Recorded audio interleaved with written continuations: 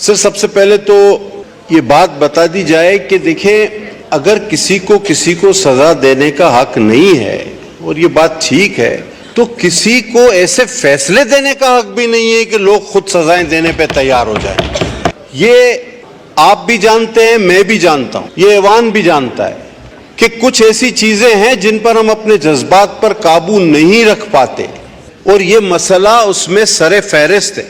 اگر جو اصل مسئلہ ہے ہم اس کی طرف دیکھیں اور اس پر بات کریں تو میں مجھ سے پہلے جو خطیب تھے ان سے بالخصوص اور بالعموم پورے ہاؤس سے یہ بات کہنا چاہوں گا کہ دراصل فتنہ کہاں ہے؟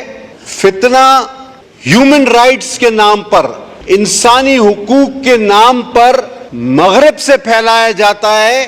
یہ مرتد وہاں جاتے ہیں اور کہتے ہیں جی پاکستان پہ ہم پہ بہت ظلم ہو رہا ہے.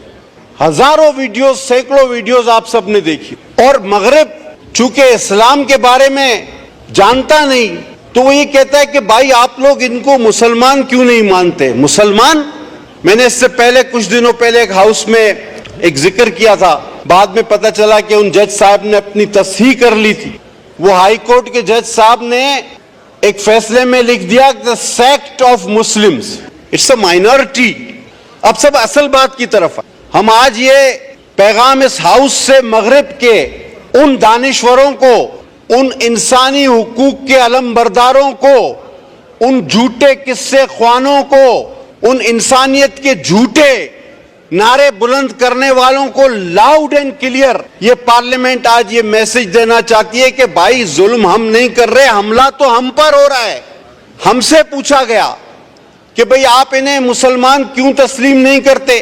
ہم نے کہا بھائی بات سنو, یہودی حضرت موسیٰ کو مانتے ہیں, تورات کو مانتے ہیں, وہ یہودی ہیں ٹھیک ہے, لیکن اگر وہ ساتھ ساتھ حضرت عیسیٰ کو بھی ماننا شروع کر دیں تو کیا وہ یہودی رہیں گے؟ آنسر از نو. اسی طرح عیسائی حضرت عیسیٰ کو مانتے ہیں, انجیل کو مانتے ہیں, وہ عیسائی ہیں ٹھیک ہے, لیکن اگر وہ ساتھ ساتھ کسی اور نبی کو بھی ماننا شروع کر دیں تو کیا وہ عیسائی رہیں گے؟ The answer is no. او بھائی اسی طرح اگر یہ منافق اپنے آپ کو مسلمان کہتے ہیں اور میرے آقا محمد صلی اللہ علیہ وسلم کی علاوہ کسی کو نبی مانتے ہیں تو یہ کبھی بھی مسلمان نہیں ہو سکتے, یہ کبھی بھی مسلمان نہیں ہو سکتے. یہ تو ہم پر حملہ ہے. یہ ہمارا ٹائٹل استعمال کرتے ہیں کروڑوں میں سے 2 4 5 الگ لوگ ہو کر, اور مغرب سے کہو کہ تم انہیں سیاسی پناہیں دو, انسانی حقوق کے پرچم بلند کرو. ایک سی ڈی کی کاپی رائٹ ہو جاتی ہے کسی فلم کی تو قانون لاگو ہو جاتا ہے. کاپی رائٹ کو بہت بڑا جرم بنا کے پیش کیا جاتا ہے. آج یہ منافق اپنے آپ کو مسلمان کہتے ہیں, اپنی تحریف شدہ کتاب کو میرا قرآن کہتے ہیں, لیکن ان کو یہ کاپی رائٹ نظر نہیں آتا. ان کی آنکھوں پر پٹی بندھی ہوئی ہے. یہ لاؤڈ اینڈ کلیئر میسج ہماری طرف سے جانا چاہیے. اس مقدس ایوان نے عظیم فیصلے جو کیے ان میں سے یہ ایک عظیم ترین فیصلہ ہے اور یہ ہمیشہ کے لیے ایک مہر ہے.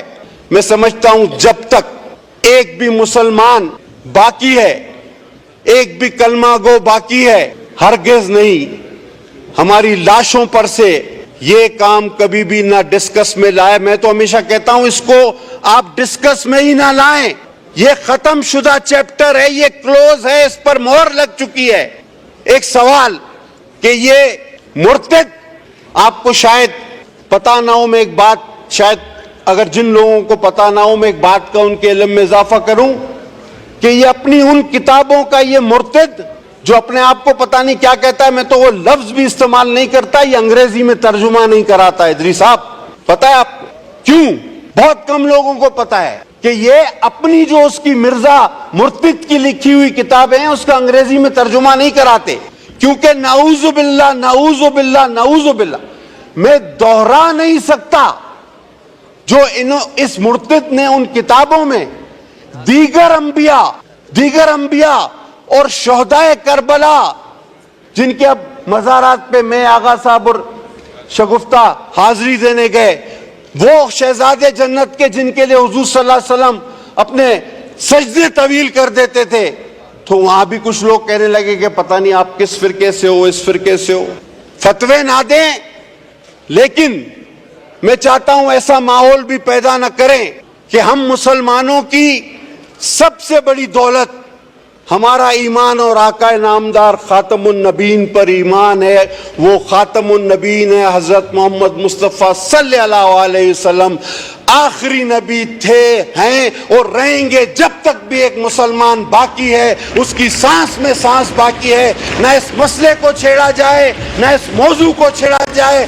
اگر پھر خون خرابہ ہوا، لاء منسٹر صاحب آپ نے بہت اچھی بات کی، لیکن ساتھ ساتھ ان ججوں کو بتائیں کہ یہ فتنہ تم پیدا کر رہے ہو، ایسے فیصلے دے کے ہم نہیں. یہ فتنے نہیں ہونے چاہیے، یہاں تک تو میں آپ کے ساتھ ہوں، لیکن فتنہ پیدا کرنے والے کو کتنی بڑی سزا ملے گی. ایک بار پھر ماشاءاللہ کھڑے ہو کر یہ بھی بتا دیجئے کہ جو اس 25 کروڑ عوام میں فتنہ پیدا کرتا ہے، جو پتہ نہیں کتنی لاکھوں میں تنخواہیں لے کر اس قوم کو اپنی قلم کے ذریعے اس آگ میں جھونکنا چاہتا ہے، ہمارے ایمانوں پر ضرب لگانا چاہتا ہے، ہمارے جذبات پر کھیلنا چاہتا ہے، اس کو کتنی بڑی سزا ہم دینے جا رہے ہیں، یہ بھی پتہ ہونا چاہیے. جی لہذا میں سر اسپیکر صاحب آپ سے درخواست کروں گا، میں 10 بز میں اپنے بھائیوں سے اپیل کروں گا، کوئی کمیٹی نہ بناؤ. میرا آقا آخری نبی ہے، میرا ایمان ہے، ہم سب کا ایمان ہے. اس مسئلے کو دوبارہ پیچیدہ اور ڈسکس کرنے کی کوئی ضرورت نہیں. ہاں ایک کمیٹی بناؤ کہ جو اس قسم کے فیصلے دیتے ہیں جس سے عوام میں بے چینی، انتشار اور فتنہ پھیلتا ہے، ان لوگوں کی کیا سزا ہونی چاہیے. اور آرٹیکل کو اگر ری رائٹ کیا گیا، تو کیا وہ آرٹیکل 6 کے زمرے میں آتا ہے یا نہیں آتا، یہ بھی بتایا جائے. کیونکہ آئین میں تحریف تو پھر آرٹیکل 6 آپ کے پاس آلریڈی موجود ہے اور اس کی سزا موت ہے. تو میں اس ہاؤس سے، آپ کے توسط سے، اپنی تمام جماعتوں کے ساتھ مل کر ایک لاؤڈ اینڈ کلیئر میسج بھیجنا چاہتا ہوں. چاہے کتنا ہی لمبا کالا کوٹ آپ پہن لو، چاہے کتنے ہی لوگوں کو آپ نے پھانسی پر چڑھا دیا ہو، آپ ہمارے ایمان پر حملہ مت کرو، ہمارے ایمان پر خدا کے واسطے حملہ مت کرو. حضرت محمد مصطفیٰ صلی اللہ علیہ وسلم کی جو شان ہے وہ ہمیشہ رہے گی، تم کچھ نہیں کر سکتے.